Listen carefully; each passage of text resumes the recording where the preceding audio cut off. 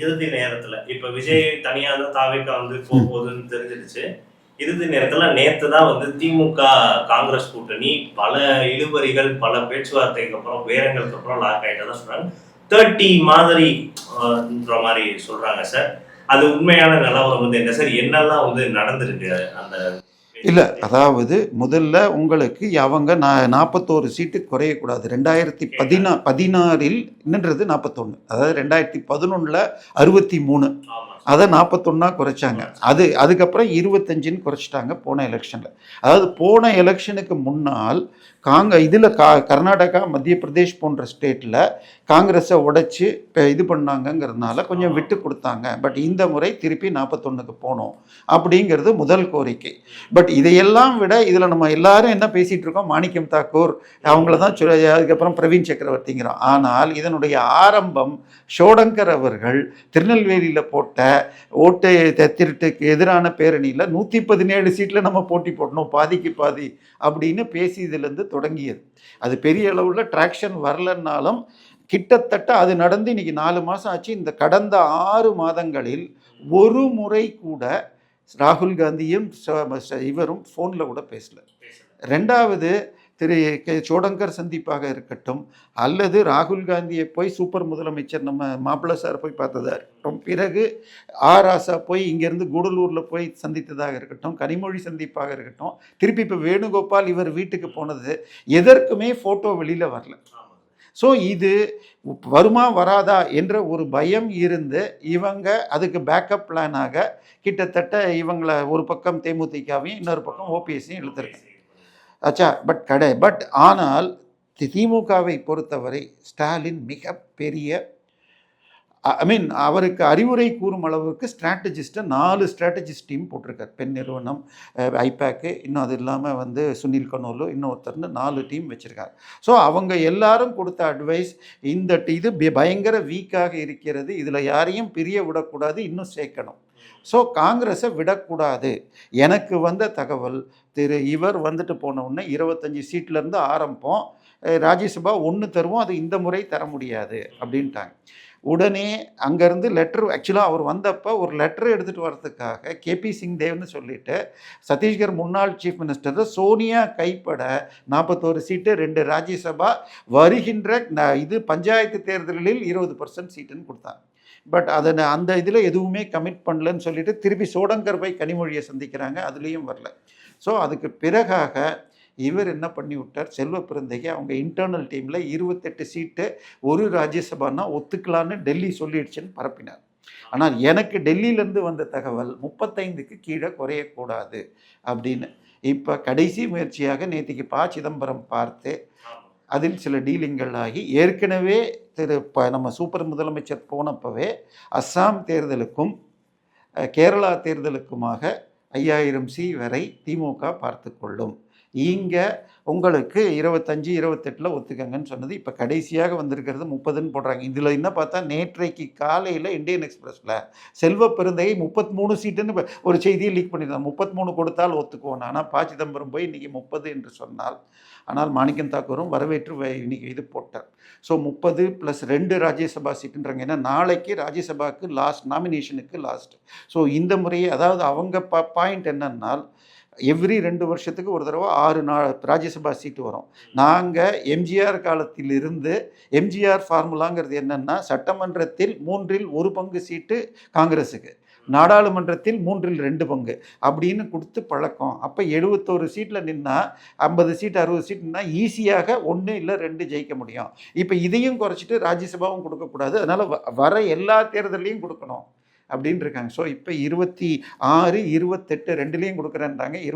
30ல் இன்னொன்று வரும், பட் அதுக்கு நடுவில் பார்லிமெண்ட் வந்துடுறதுனால அது சேர்க்கல.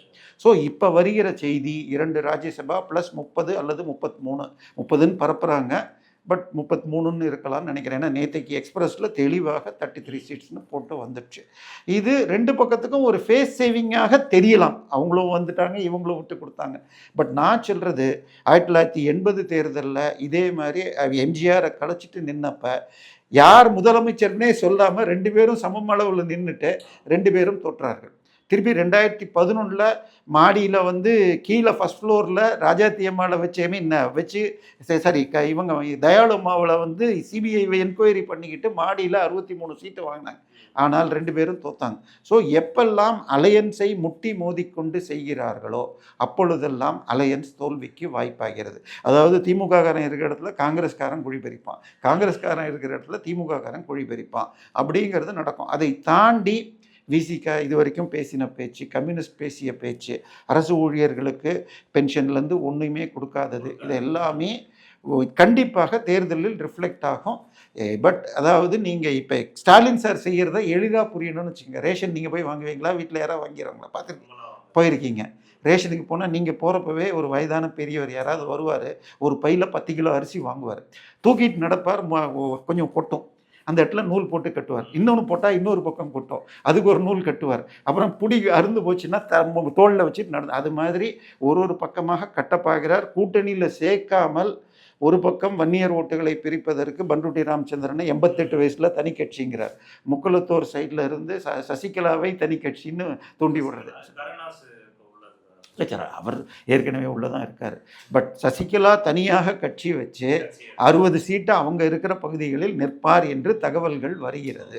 ஸோ அப்படி நின்னால் டிடிவி வர்றதுனால ஏன்னா போன முறை அதாவது கிட்டத்தட்ட 2021 தேர்தலுக்கு 3 மாதம் முன்னாடி ஜனவரியில் ஒரு 1-to-1 சந்திப்பு எனக்கு திமுகவுடைய தலைமை குழுவில் ஒருத்தருடைய ரிலேட்டிவை சந்தித்தேன். அவர் என்ன சொன்னார்னா, நாங்கள் சென்னை பக்கத்தில் 80 சீட்டு ஜெயிப்போம், அதிமுக கோவை பெல்ட்டில் 85 சீட்டு ஜெயிப்பாங்க, பட் யார் மதுரைக்கு அந்த பக்கம் 50 சீட்டு ஜெயிக்கிறாங்களோ அவங்க தான் ஆட்சி. ஸோ மதுரைக்கு அந்த பக்கம் பெரும்பாலும் டிடிவியால் மட்டுமே 29 சீட்டில் 2000 ஓட்டுக்கு கீழே தோத்தாங்க. ஸோ இந்த முறை டிடிவி இங்கே வந்ததால் அந்த லூப் ஹோல் ப்ளக் ஆகுது. அதை தாண்டி வன்னியருக்கு 10.5% கொடுத்ததும் இவங்களுக்கு எதிர்ப்பாக இருந்தது. ஆனால் இந்த 5 வருடத்தில் அந்த போன முறை 10.5 கொடுத்தது தருமபுரி சேலம் பகுதிகளில் மிகவும் உதவியது. ஆனால் திண்டிவனம் இதில் விழுப்புரம் பகுதியில் அந்த அளவுக்கு பாமகக்கு உதவலை. தற்போதைய சர்வேக்கள் இந்த முறை இந்த 5 வருஷத்துலேயும் வன்னியர்களுக்கு திமுக எதுவும் செய்யவில்லை. அங்கே இருக்கிற வன்னியர் தலைவர்களான திரு துரைமுருகன், எம்ஏகே பன்னீர்செல்வம் இவர்கள் இப்போ இன்னும் கொளுத்திருக்கிறார்களே தவிர மக்களுக்கு எதுவும் செய்யலை. அந்த 10.5க்கு நீதிமன்ற தீர்ப்புக்கு பிறகு அதை வலுப்படுத்துறதுக்கு எதுவும் செய்யலைன்னு சொல்லிட்டு ஒரு அனுதாபம் இந்த பக்கம் இருக்குது. கொங்கு பெல்ட்டை பொறுத்தவரை போன முறை ராசா அவர்கள் இபிஎஸ் அம்மாவை பற்றி பேசியது ஒரு கோபத்தை கொடுத்தது. இந்த முறை தன்னுடைய மண்ணின் மைந்தனை போன முறை தோக்கடிச்சிட்டோன்னு இன்னும் ஒரு பெரும் ஒற்றுமை இருக்கிறது. ஸோ அதனால இந்த முறை அந்த கொங்கு பெல்ட் அப்படியே சாலிடாக இருக்கும். ஓரளவுக்கு திண்டிவனம் விழுப்புரம் பெல்ட்லேயும் சேர்ந்ததுன்னா இவங்க 100ஐ ஆல்ரெடி ரீச் பண்ணுறாங்க. சென்னையை பொறுத்தவரை வரும் சர்வேக்களில் 12 தொகுதிகளில் தாவேகா 30% நெருங்குகிறதுன்னு நியூஸ் 7ல் நம்ம இவங்க ஸ்பிக் மீடியா பண்ண சர்வே சொல்லுது. கோயம்புத்தூர் சைடில் 10% எடுக்கிறார், பட் அதில் பெரும்பாலும் திமுக விட்டு எடுக்கிறார்.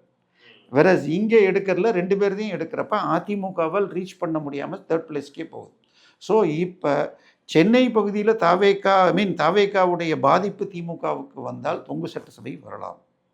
இல்லை அதை மீறி வேறு ஏதாவது செஞ்சாங்கன்னா உங்களுக்கு என்னை பொறுத்த வரைக்கும் என்டிஏ அதிமுக கூட்டணி ஒரு 130 சீட்டு வரலாம். இந்த முறை ஒரு கூட்டணி ஆட்சி வர்றதுக்கு தான் வாய்ப்பு இருக்குது. பட் ஸ்டாலின் மிகப்பெரிய அளவில் ஏற்கனவே மூழ்கி போகிற போட்டில் இன்னும் ஆளை சேர்த்துக்கிட்டே இருக்கார். எனக்கு வந்த தகவல் உள்ளிருக்கு, அவங்க மேடத்துடைய நெருங்கின வட்டத்திலிருந்து 10 எம்எல்ஏ சீட்டும் ஒரு ராஜ்யசபான்னு சொன்னாங்க. ஸோ ஒரு ராஜ்யசபாவை இன்னைக்கு கொடுத்துட்டாங்க. அதாவது விசிக மற்றவர்களுக்கு அந்த 10ன்னு சொல்லிட்டா பிரச்சனை வருங்கிறதுனால அதை லாக் பண்ணிட்டு கடைசியாக இவர்களுக்கு சொல்லலாம்னு இருக்கும். இல்லை, விசிகாவிற்கு 8ம் 2 கம்யூனிஸ்ட்டுக்கு 8ம் 2 கம்யூனிஸ்ட்டுக்கு 7ம் என்று வரும்னு சொல்கிறாங்க. அதாவது 10ன்னு விசிகா உறுதியாக இருக்கிறது, இரட்டை இலக்கம்னு. பட் இவங்களுக்கே கொடுத்துட்டோன்னு காங்கிரஸ் கொடுத்துட்டோன்னு சொல்லிட்டு அவருக்கு 2 மாத்திரமும் மற்ற 2 கம்யூனிஸ்ட்டுக்கும் 7 கொடுக்கலாம். வைகோவிற்கு 4 கொடுத்து தனியாக நின்று, அதாவது உதயசூரில் நின்னா 4, இல்லாட்டி உங்கள் சின்னம்னா 3ன்னு சொல்லிவிட்டார் என்று சொல்லப்படுகிறது.